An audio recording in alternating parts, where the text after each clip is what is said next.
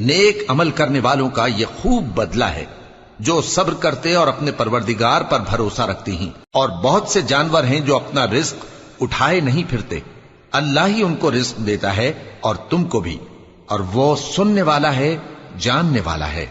और अगर इनसे पूछो कि आसमानों और जमीन को किसने पैदा किया और सूरज और चांद को किसने तुम्हारे जेर फरमान किया, तो कह देंगे अल्लाह ने। तो फिर ये कहां उल्टे जा रहे हैं? अल्लाह ही अपने बंदों में से जिसके लिए चाहता है रोजी फराख कर देता है और जिसके लिए चाहता है तंग कर देता है। बेशक अल्लाह हर चीज से वाकिफ है।